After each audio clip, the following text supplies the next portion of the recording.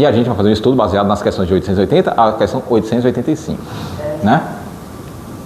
E a gente aprendeu na doutrina espírita atributos da divindade. Nenhuma das religiões, seitas ou doutrina, desde quando elas existem, somadas às que tem hoje, que já passam de 10 mil na história da humanidade, nenhuma delas definiu atributos de Deus. E por essa razão aceitou-se qualquer ideia de Deus, né? Inclusive de um Deus antropomórfico, um senhor de barbas brancas, etc. A doutrina espírita foi a única das 10 mil que definiu atributos da divindade. E essa definição não foi feita pelo homem. Senão pode chegar alguém, questionador, e é muito bom questionar, e falar, mas esses atributos a gente não sabe se são válidos, porque o homem é relativo, Deus é absoluto. O que é relativo não pode abarcar o absoluto. Só que quem definiu esses atributos foi o Espírito de verdade. Não foi o ser humano aqui na Terra, com a visão mesquinha. E quais são esses atributos? Deus, para ser Deus, ele tem que ser infinitamente bom, infinitamente misericordioso, infinitamente justo, não pode criar nada de inútil, nem ao acaso. Nós, na idade espiritual que a gente se encontra, não tem como compreender o que é Deus em sua plenitude, mas a gente já tem ferramentas suficientes para entender o que Deus não é, e isso é importante, né? Deus não cria nada ao acaso, nem de inútil. Essa informação é importante. Em O Livro dos Espíritos tem uma informação de que o mundo espiritual, para existir, não precisaria existir o mundo material. Até aqui tudo bem, né? Que são informações que são passadas no prezinho da doutrina espírita, no ESD, quando a pessoa entra e começa a fazer o ESD, né? A informação básica. O mundo espiritual, para existir, não precisa da existência do mundo material. Já que Deus não cria nada de inútil, nem ao acaso, por que Deus criou o mundo material? Já que o mundo espiritual, para existir, não precisaria da existência do material. Então tem que ter uma razão. Concorda? Tem que ter uma razão. Qual é a razão? Qual é o motivo? Você cair no Enem desse ano, por que Deus criou o mundo material, já que ele não precisaria existir para existir o mundo espiritual? A resposta judiciosa, lúcida, racional, deve ser para fazer valer o seu mecanismo de redenção. Deus criou um mecanismo de redenção espiritual, a qual todos nós, com exceção do próprio Deus, estamos submetidos, correto? Todos nós estamos submetidos ao mesmo mecanismo de redenção. Só que, para o mecanismo de redenção funcionar, tem que haver o mundo material. Por quê? Isso também está em O Livro dos Espíritos. Porque as imperfeições só se depuram na carne. Não tem como depurar a imperfeição no mundo espiritual. Cristiano, então no mundo espiritual a gente não evolui espiritualmente? Não. A gente se prepara para evoluir espiritualmente. Porque se a gente pudesse evoluir espiritualmente no mundo espiritual, não precisaria nunca a gente reencarnar. Era só evoluir até se tornar espírito puro. Concorda? Eu não quero reencarnar. Eu sei as dores da reencarnação, sobretudo quando estamos experimentando mundos de expiação e provas, né? Então, no mundo espiritual, a gente pode se preparar muito bem para quando na carne errar menos, mas evoluir só na carne. Depurar a imperfeição só na matéria. Esse aqui é o gancho para a gente entender lei de propriedade, para a gente entender a lei de justiça, de amor e de caridade. E observe, o capítulo propriedade e roubo, ele está na lei de justiça, de amor e de caridade.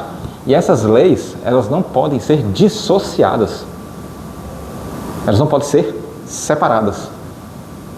E mesmo elas estando uníssonas, ainda assim a maioria de nós, por conta do imenso personalismo, filho predileto do orgulho, interpreta com base na lente, no óculos da conveniência. da conveniência. E isso não é novidade, né? Nem é tão raro, infelizmente. Porque durante quantas encarnações nós interpretamos o Velho Testamento, o Novo Testamento e agora a doutrina espírita com base na conveniência, né? Só o que é conveniente. Eu ler o Velho Testamento, vou pegar aquilo que é útil para o meu contexto e vou aplicar. Concorda? E vocês vão entender por que eu estou falando disso quando a gente lê as questões 880 até a questão 885. Normalmente, nós espíritas extraímos uma interpretação muito conveniente. E isso aí é que mora o perigo. Questão 880 de O Livro dos Espíritos, para a gente começar. O direito, vai falar do direito primário, onde Kardec pergunta: qual é o primeiro de todos os direitos naturais do homem? Você perceba, Kardec colocou a propriedade vinculada diretamente com o direito master, que é o direito de viver. O direito de viver está vinculado diretamente com o direito de propriedade. A resposta: o de viver. Por isso é que ninguém tem o direito de atentar contra a vida de seu semelhante, nem de fazer o que quer que possa comprometer-lhe a existência corporal. A gente está conversando com espíritos imortais, encarnados e desencarnados, que estão aqui. Então, quando fala direito de viver, é a mesma coisa que falar o direito de reencarnar, porque nós não temos como estar morto, espiritualmente falando, concorda? Estando aqui ou estando no plano espiritual, estamos vivendo. Mas na resposta, quando fala qual é o primeiro de todos os direitos naturais do homem, e a resposta vem de viver, é a mesma coisa, o de reencarnar. Por quê? Porque se eu não reencarnar, eu não vou depurar a imperfeição, então eu não vou avançar. Eu peguei uma fila muito grande no plano espiritual, segundo cálculos complexos de Emmanuel, 200 anos. Isso é em linhas gerais, existem muitas exceções e nuances. Reencarnei. O meu direito de reencarnar, ou poeticamente falando, o meu direito de viver, é o principal de todo, é o master. É como se fosse leis constitucionais. Qual lei que é maior do que a Constituição na lei dos homens? Existe? Não existe maior. Quando tem que modificar alguma parte da Constituição, tem que criar uma emenda, mas não tem uma lei superior. Concorda? Não existe lei maior. Agora, existem leis infraconstitucionais? Várias. Concorda? Até um regulamento de um condomínio são leis infraconstitucionais. Maior que a Constituição não tem. Então, qual é a maior lei constitucional que existe? E eu botaria aqui uma cláusula pétrea, que a cláusula pétrea é aquela que nunca pode ser modificada, não cabe emenda. Essa aqui é a maior de todas, o de viver. É o de viver. Direito à vida. É, o direito à vida. Por que isso está diretamente vinculado ao direito de propriedade? Para criar um lastro, uma justificativa do porquê que eu tenho todo o direito de defender aquilo que eu estou administrando. Eu não falei aquilo que eu adquiri, que eu conquistei, porque nada é meu, né? Então, se tiver algo escrito nesse sentido, na resposta do Espírito de Verdade, é de forma poética, de forma filosófica, mas do ponto de vista espiritual, nada é nosso. Então, para eu ter o direito de defender aquilo que eu estou administrando, eu tenho que entender que eu preciso disso para viver encarnado, senão eu vou morrer de fome. Concorda? Eu preciso disso para vestir. Ninguém anda pelado na rua, eu preciso comprar roupas. Eu preciso cuidar da minha cria, dos espíritos que eu aceitei como filho. Correto? Então é o meu direito de defender. E olha só onde é que está a conveniência. Quando fala assim, eu tenho o direito de defender aquilo que eu estou administrando, fica parecendo o quê? Que se alguém tentar subtrair de mim aquilo que eu estou administrando, eu tenho todo o direito de matar, né? Porque estou defendendo. Olha a interpretação. A gente está com os pensamentos tão viciados nas coisas materiais nas paixões e na ideologia, que quando a gente lê uma questão dessa, fica parecendo o quê? Que isso me dá o direito de matar. Mas em qual momento que aqui está falando que dá o direito de matar? Para defender. Eu tenho o direito de defender o que é meu. Agora, a qual custo? De que forma? É essa a questão.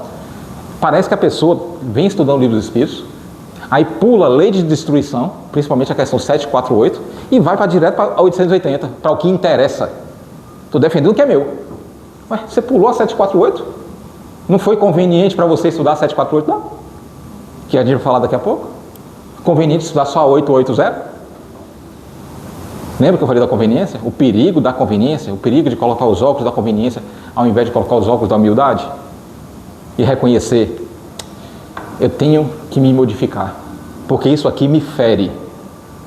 Mas ao invés de a gente querer admitir a própria pequenez ante o ensinamento, a gente prefere se colocar no cargo de legislador do universo.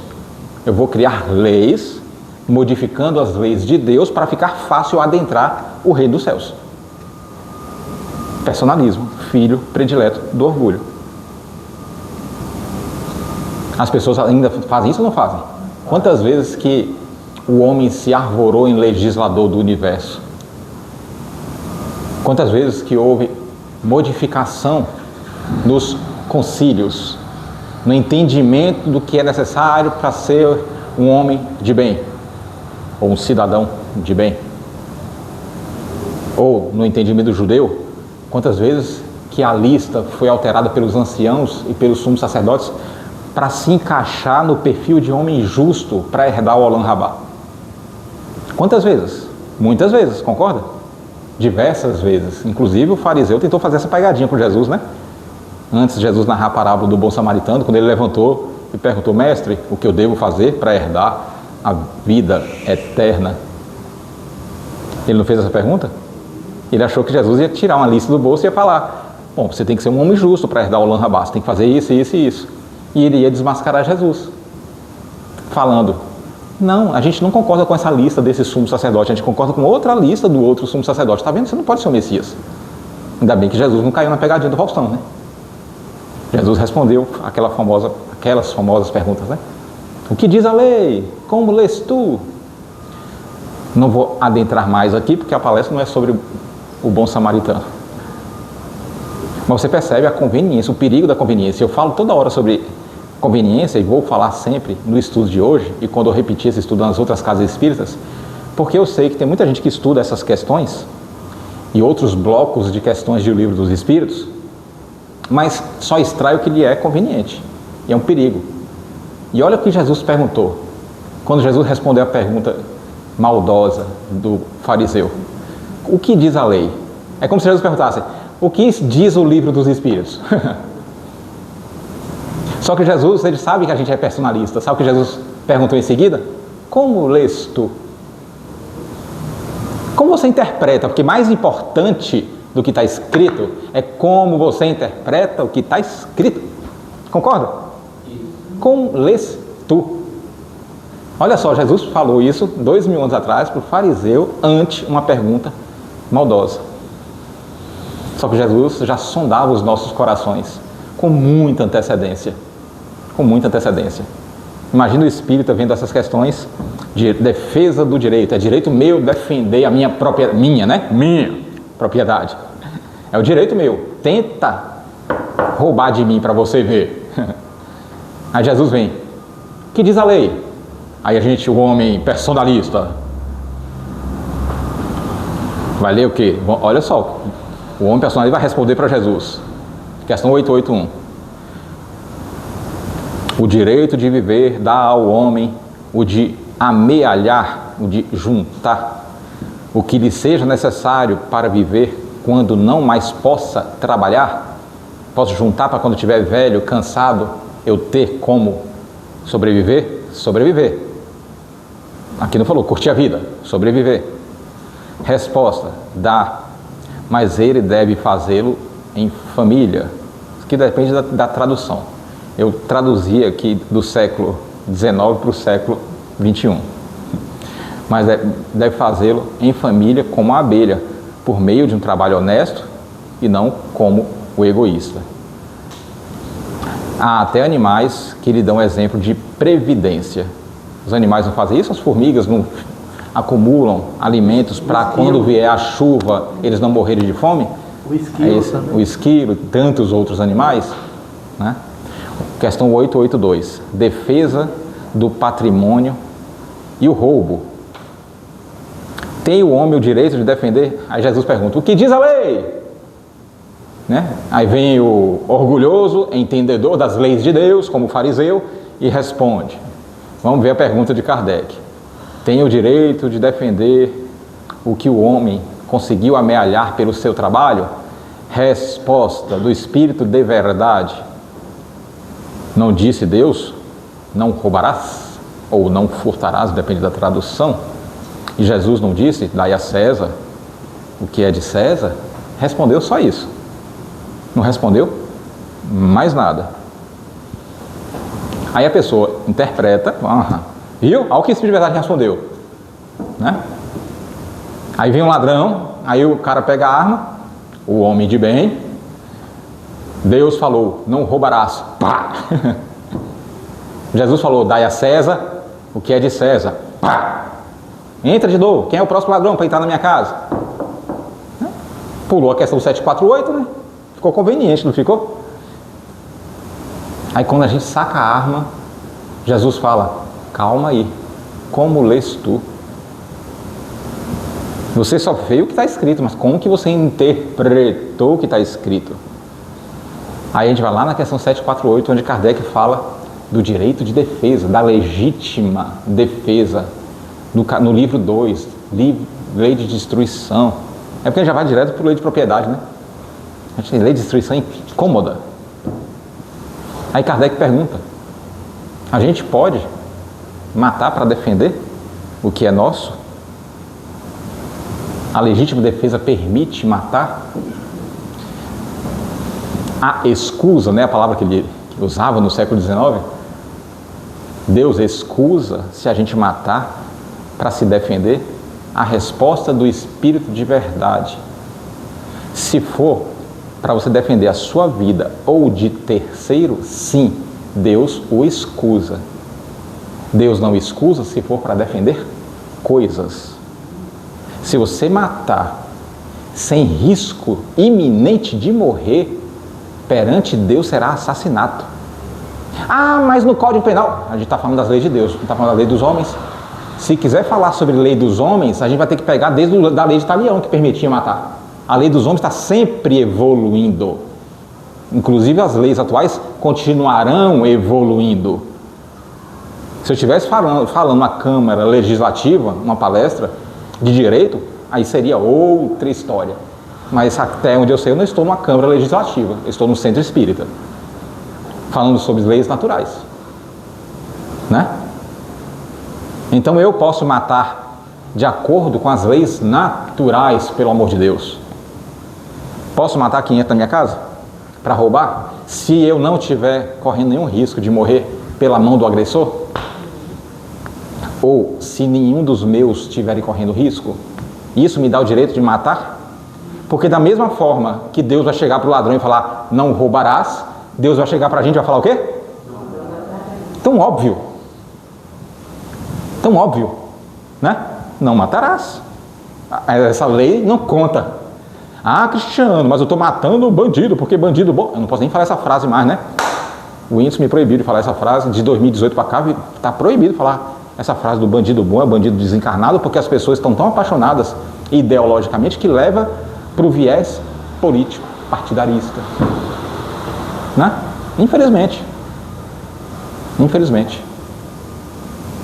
Então, eu posso matar de acordo com a questão 748? Não. Mas essa questão incomoda. Então vamos pular. Para eu poder matar, vamos pular essa questão. Agora vamos lá. Se eu matar, caso o bandido esteja apontando uma arma para mim, carregada, e eu matar, será um assassinato ante Deus? Não. Porque eu não tive o quê? Escolha. Se ele vai matar uma filha minha, Eu tenho escolha? Não. Agora a questão não é essa. Isso aqui é um parênteses que eu estou abrindo na lei de propriedade. A questão não é essa. Eu vou ter que matar. Muita gente já me perguntou, quando eu faço postagens nas redes sociais sobre legalização das armas de fogo, as pessoas portarem arma de fogo em casa. Já botei alguns textos escritos e as pessoas no comentário, mais de 10 mil comentários, perguntam, mas você não mataria? Sabe qual é a minha resposta?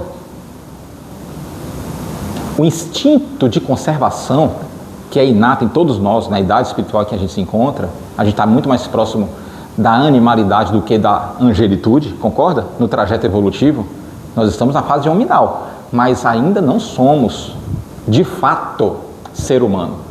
A cada encarnação nós estamos aprendendo a ser humano. Quando a gente estiver na linha do meio para frente, podemos dizer que a gente está logrando êxito nesse aprendizado. Mas a gente está muito mais perto da animalidade.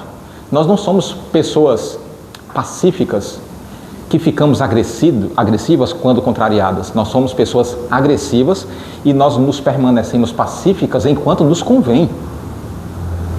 É porque a gente interpreta errado. Interpreta errado, né? Então, eu mataria para salvar uma filha minha? Ou para me salvar? Principalmente quando eu estou ali no papel de cuidador das minhas filhas, que eu não posso morrer, por assim dizer? Mataria. Mas mataria por quê? Porque é minha ideologia de que o bandido tem que morrer? Não. Eu mataria porque instinto de conservação.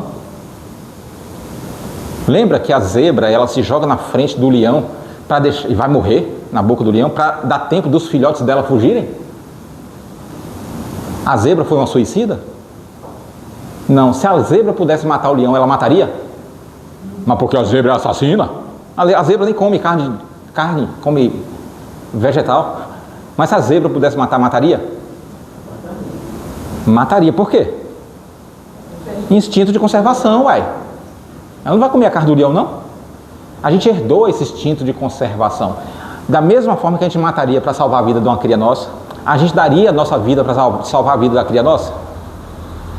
Sim ou não? Uma pessoa que não sofre de nenhum tipo de traços de psicopatia, ela se daria a vida para salvar a vida do filho? Da cria? Daria.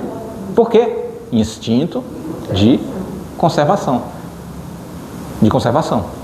Agora, se eu não vou matar por questões ideológicas, ou melhor, se eu vou matar um bandido que realmente vai me matar ou que vai matar uma filha minha,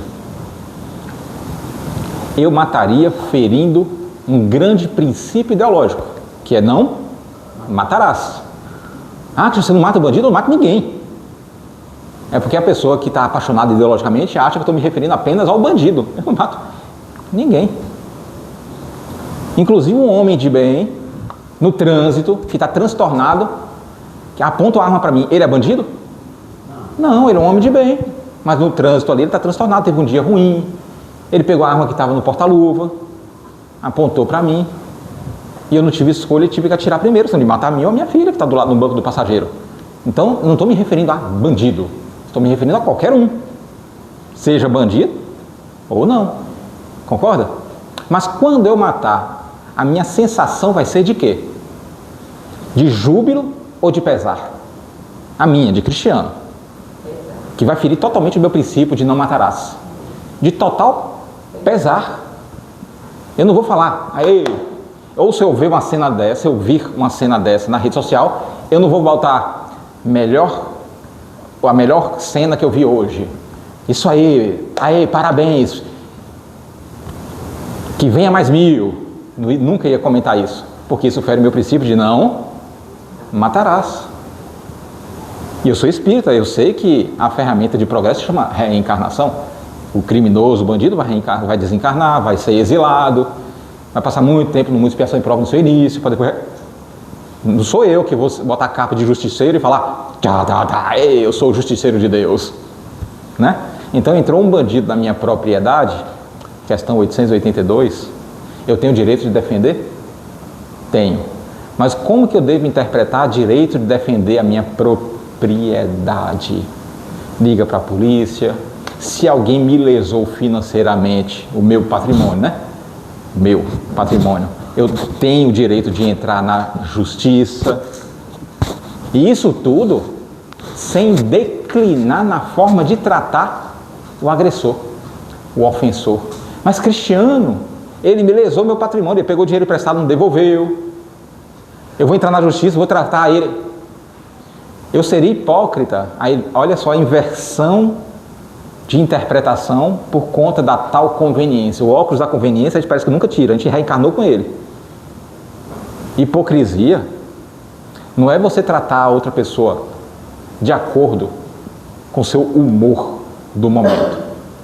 Hipocrisia é você declinar na forma de tratar a outra pessoa. É você tratar a outra pessoa bem apenas quando lhe é conveniente. Você está me devendo? Não. Eu gosto de você? Sim. Então eu vou te tratar bem. Você está me devendo agora? Estou. Você me xingou? Você me ofendeu? Você me caluniou? Então não vou te tratar mais bem, não. Por quê? Porque não é mais conveniente. Para mim não é mais conveniente te tratar bem. Eu só trato bem quando convém. Eu prefiro andar com a placa de hipócrita a ficar tratando bem as pessoas que me ferem. O difícil é esse hipócrita reconhecer que só trata bem quando é conveniente ou que é hipócrita, né? Porque inverteu a interpretação sobre hipocrisia. A pessoa tem que estudar um pouquinho mais sobre sepulcro caiado, como Jesus fala, né? Para entender hipocrisia.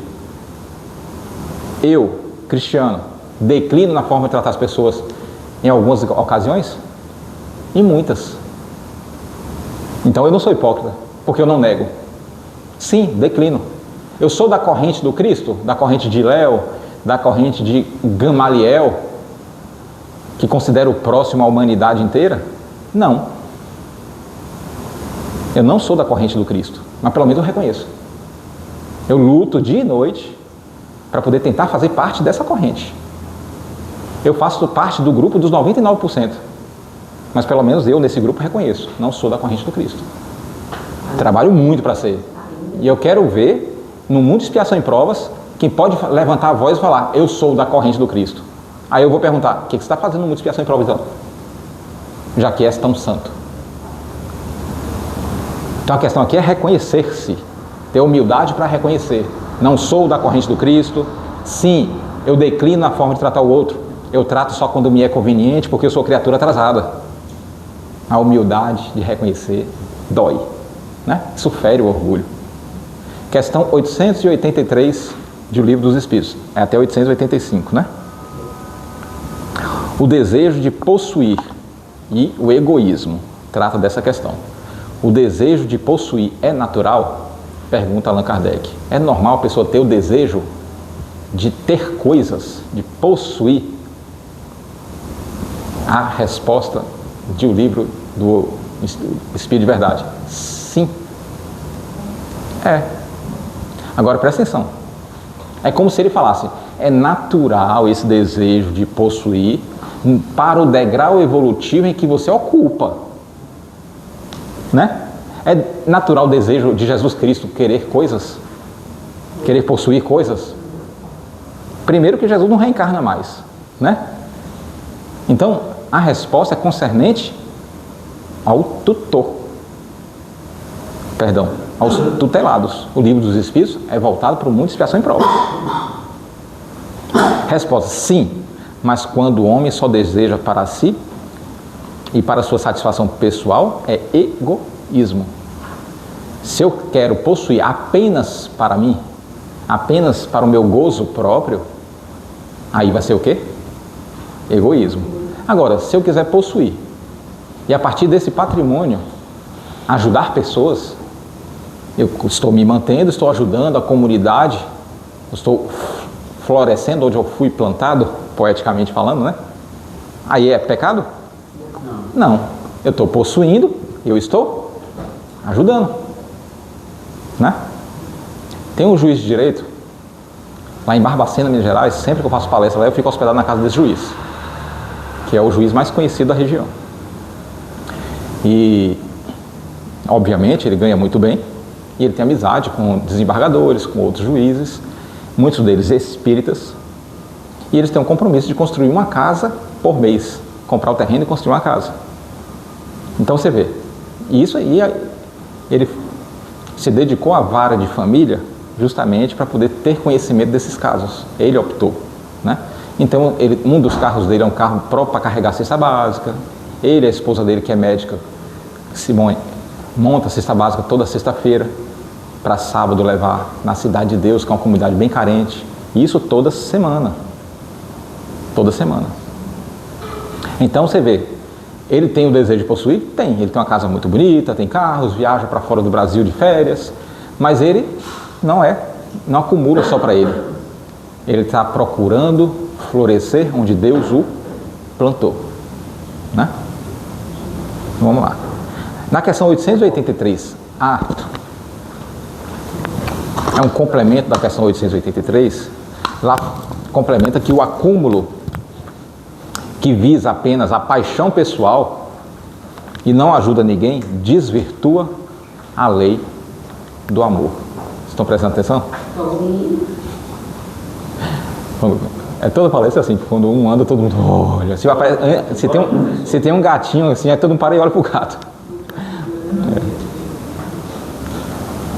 Questão 883. Complementa que o acúmulo que visa apenas a paixão pessoal e não ajuda ninguém, desvirtua a lei do amor. Agora a gente entende por que a lei de justiça, que é defender o que é meu, é justo? Sim, ela não está dissociada da lei de amor e da lei de caridade. Tem que estar junta. Porque quando eu falo, vou defender o que é meu, ou vou possuir, eu quero possuir, eu tenho que imediatamente falar, vou defender o que é meu, mas não vou matar. Vou possuir, mas vou compartilhar. Você percebeu? Que justiça, amor e caridade está entrelaçado. Está entrelaçado. Não pode ser só lei de justiça. Ele está entrelaçado. 884, penúltima. O caráter, vai falar do caráter da propriedade legítima. Qual é o caráter da propriedade legítima? Só é legítima a propriedade que foi adquirida sem prejuízo de outrem. Eu adquiri sem nenhum prejuízo a ninguém, então esse é o meu direito de o possuir. Eu tenho o direito de ter aquilo que eu possuí se lesou alguém no processo de aquisição? Não. E aqui a gente tem que fazer um parêntese, porque quando a gente fala de roubo, a pessoa só tem em mente o roubo material direto. O que é o roubo material direto? É a pessoa que chega aqui, pega. Peguei. Entrei na sua casa, peguei. Entrei na sua conta bancária, desviei. É o roubo direto. Na rua, passa o relógio, passa o celular. Roubo material direto. Só que existem outras modalidades de roubo que fala tanto em O Livro dos Espíritos, quanto no capítulo Dá a César o que é de César, que está em O Evangelho segundo o Espiritismo. Quais são as outras modalidades de roubo? E a gente normalmente não costuma querer abordar, querer se debruçar sobre esse estudo, por quê? Por causa dos óculos da conveniência. Da conveniência. Então, tem o roubo da recepção moral. Quando eu sei que estou comprando algo que foi ilicitamente adquirido, por exemplo, é uma modalidade de roubo aos olhos de Deus? Sim.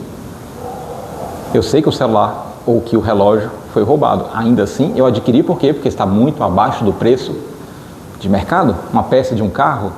Quantos homens de bem, cidadãos de bem, compra sabendo ou fingindo que não sabe? Essa é uma modalidade, né? Outra modalidade de roubo. Quando você lesa intelecto alheio, quando você se apropria de algo intelectualmente que não é seu, ou quando você explora, por exemplo, ainda daquela parte da receptividade, você está comprando algo que você sabe que foi fruto de trabalho escravo. Então você ainda tem sua parcela de culpa. E Deus está vendo sua consciência também. Quando você paga Você é um empreendedor e você paga, sabendo que está pagando, um salário abaixo do salário mínimo ou abaixo do necessário para a pessoa sobreviver. É outra modalidade.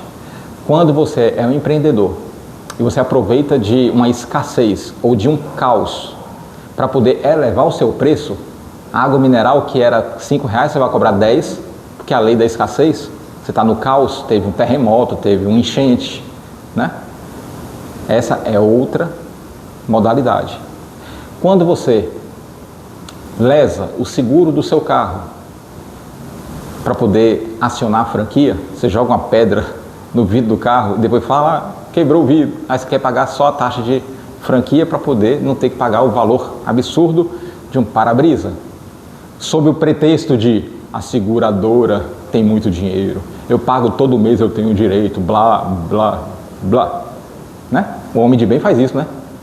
Ele coloca subterfúgios para justificar o seu próprio ilícito.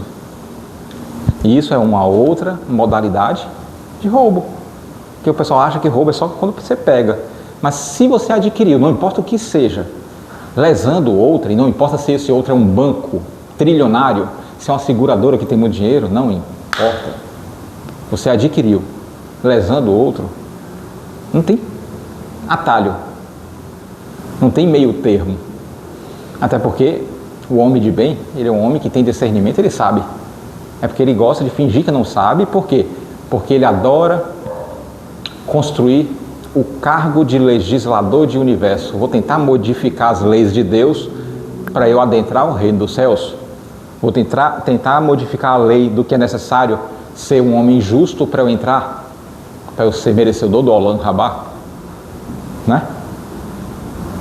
E para ficar bem perante a sociedade, né? Os limites da propriedade, questão 885. O direito de propriedade é ilimitado? Resposta simples. A gente acha que não, né? O direito de propriedade é ilimitado? Sim. Sem dúvida. Tudo é de Deus. A propriedade é um depósito que Deus confia ao homem. Eu tenho o direito de administrar aquilo que eu achar que eu sou capaz de administrar. Eu sei que eu sou capaz de construir muitos recursos materiais, de ter muitos funcionários? Sim. Então eu posso? Sim. Desde que não fira, não lese ninguém nesse processo de aquisição e desde que você não acumule apenas para si. Floresça onde Deus te plantou. Na comunidade, como é que você está ajudando? Até porque a gente vai ser cobrado disso quando a gente for entregue ao tribunal da nossa própria consciência. Não é verdade? E para a gente encerrar, outros 5 minutos, vamos pegar um caso aqui de um cidadão chamado Ibrahim, comerciante. Eu suspeito que é filho de um turco, porque gosta de lucrar.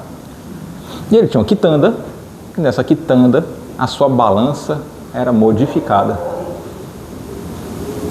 A pessoa colocava lá 1 quilo e ela só apontava 900 gramas. 900 gramas. Então, para dar 1 quilo, tinha que botar 1,1 kg. Tinha que aumentar, né? E a pessoa pagava 1,1 kg achando que estava pagando por 1 quilo. É uma forma que ele encontrou de lucrar. Tipo aqueles hackers que desviam 1 centavo da conta bancária de cada correntista achando que ninguém nunca vai descobrir, né? É porque ele se coloca no lugar de ninguém. Ele acha que a consciência dele não vai cobrar-lhe. Depois de muitos anos, seu Ibrahim, até o nome dele é turco, ele teve um ataque cardíaco, ficou entre a vida e a morte. E naquela posição de EQM, daquela experiência quase morte, quando ele estava num estado quase de desencarnar, bem terminal, ele se encontra no plano espiritual, em desdobramento, e se depara não com números, mas com os rostos das pessoas que ele lesou. E essas pessoas não tinham um rico, todas pessoas simples, trabalhadoras, e olhando para o seu Ibrahim, uma pessoa aparentemente do bem, com aquele olhar de frustração, de decepção. O Senhor fez isso durante esses anos todos. E o senhor Ibrahim ficou muito constrangido, se sentiu muito mal, porque ele não era pessoa de má coração, mas ele tinha uma má inclinação que era o do apego material, o da avareza. Mas ele tinha boas inclinações. E ele sentiu mal quando ele viu as pobres coitadas, quantas horas que aquelas pobres coitadas teve que trabalhar mais para pagar aquele desvio da balança fraudada. Quando ele se recuperou e saiu do hospital, ele começou a fazer o oposto. Toda vez que a pessoa botava na balança, ele corrigiu a balança, obviamente, e toda vez que a pessoa botava na balança, ele botava um pouquinho mais. Durante muitos e muitos anos. Inclusive com pessoas pobres que ele nunca viu na vida, que ele nunca tinha lesado. Por quê? Porque na segunda epístola de Pedro, lá não fala: o amor junto a quem você feriu cobre uma multidão de pecados. Lá só fala: o amor cobre a multidão de pecados. Não importa junto a quem seja. Até porque se você bebeu, atropelou e matou o filho de alguém, como é que você vai ressuscitar aquela criatura? Então não pode ser o amor junto a quem você feriu cobre uma multidão de pecados. O amor, abre parênteses, junto a quem quer que seja, fecha parênteses, cobre uma multidão de pecados. E o senhor Ibrahim colocava sempre um pouquinho de produto a mais na balança, não importa qual seja o cliente nem o produto. Vou colocar. Quando o senhor Ibrahim desencarnou, os filhos assumiram o negócio, chegaram no caixa, e quando abriu o caixa, tinha um recadinho do senhor Ibrahim para os filhos, preocupado para os filhos não se desviarem também, né? E o recadinho é: sempre que a gente dá com carinho e amor a um trabalho voluntário, isso agrada muito mais a balança de Deus do que quando a gente tira de acordo com as leis dos homens. Então, os filhos com certeza assimilaram aquela mensagem. Então não vou fraudar essa balança, porque o que agrada a balança de Deus é quando a gente dá e não quando a gente tira de alguém. Que o Mestre Jesus nos abençoe. Muita paz a todos. 9 horas em ponto.